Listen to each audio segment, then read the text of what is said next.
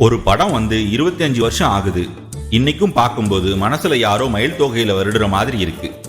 Specially made for லவ்வுக்கும் made for special லவ்வுக்கும் வித்தியாசம் இருக்கு. அந்த வித்தியாசம் தான் இந்த ரிதம்.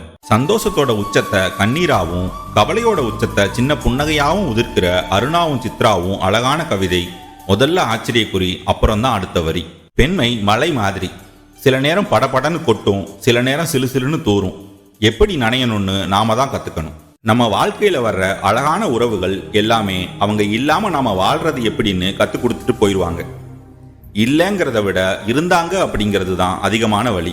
கண்ணீரை கடக்க சில பேர் பாதை இருக்கிற வரைக்கும் நடப்பாங்க, சில பேர் பாதம் இருக்கிற வரைக்கும் நடப்பாங்க.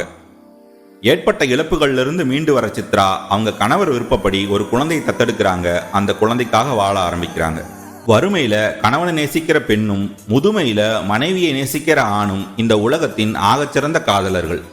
அப்படி கார்த்திகேயனோட அம்மாவுக்கும் அப்பாவுக்கும் இடையேயான காதல் நரையும் சுருக்கமும் விழுந்த காதல். அவ்வளவு சோகத்திலையும் அழகா இனிக்குது. சித்ராவும் கார்த்திகேயனும் சந்திக்கிற எல்லா இடமும் கூட்டமா இருக்கும். ஆனா அவங்க முகம் மட்டும் வெறுமையா இருக்கும். இவங்களை திரைக்கதை சேர்த்து வைக்கணும், ஆனா அடம் பிடிக்கிறாங்க. சித்ரா அப்புறம் கார்த்திகேயன் சில சந்திப்புகளிலேயே 2 பேரும் தங்களோட இழப்புகளை பத்தி தெரிஞ்சுக்கிறாங்க. 2 பேரோட குடும்பமும் மெதுவா நெருங்குறாங்க.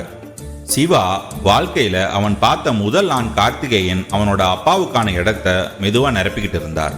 ஒரு அழகான வாழ்க்கையை வாழ்ந்துட்டு அந்த இழப்பை கடந்து வந்த 2 பேருமே எப்படி மறுபடியும் காதலிப்பாங்க? காலம் எல்லாத்தையும் பார்த்துக்கும். மெதுமெதுவா கார்த்திகேயன் சித்ராவை விரும்ப ஆரம்பிக்கிறாரு. கார்த்திகேயனோட அப்பா அதை சித்ரா கிட்ட சொல்லி கேட்கிறார். தனக்கான துணை வேணான்னு நினைக்கிற சித்ரா மறுத்தாலும் ஆண் துணை இல்லாத பெண்ணோட எல்லா கஷ்டங்களையும் உணர்றாங்க. அவங்க பையன் சிவாவுக்கு கார்த்திகேயனுடனான இருந்த நெருக்கம், அப்புறம் அப்பாவுக்கான தேவையை புரிஞ்சுட்டு அவனுக்காக அவங்க இந்த வாழ்க்கையை ஏத்துக்க முடிவு செய்யறாங்க. எல்லாமே சரியா நடக்கும்போது சித்ரா கிட்ட ஆதரவுக்காக வந்து நிக்கிறாங்க மாமியார் லக்ஷ்மி. அவங்களுக்காக கார்த்திகேயனுக்கு சித்ரா எந்த பதிலுமே சொல்லாம ஊரை விட்டு போயிடுறாங்க. பிரிவை விட கொடுமையானது காரணம் சொல்லாத மௌனம். அன்பு ஒண்ணுதான், சுமக்கும் போது சுகமாகவும் இறக்கி வைக்கும் போது பாரமாகவும் இருக்கும். கார்த்திகேயன் அவரோட வாழ்க்கையை பார்த்துட்டு நகர்றாரு. சித்ராவும் அவங்க மாமியாரோட வாழ ஆரம்பிக்கிறாங்க. வேலைக்காக ஊட்டிக்கு போற கார்த்திகேயன் யதார்த்தமா புத்தக கடையில சித்ராவை பார்க்கிறார். கதை மறுபடியும் ஆரம்பிச்ச இடத்துக்கே வந்து நிக்குது. ஆனா இப்போ இவங்க ஒன்று சேர்ந்தா நல்லா இருக்கும்னு நமக்கும் தோணும். இதுக்கப்புறம் ஃபிலிம் பை வசந்த்னு வர்ற வரைக்கும் நம்ம மனசுல இவங்க சேர மாட்டாங்களான்னு ஏக்கம் இருந்துகிட்டே இருக்கும்.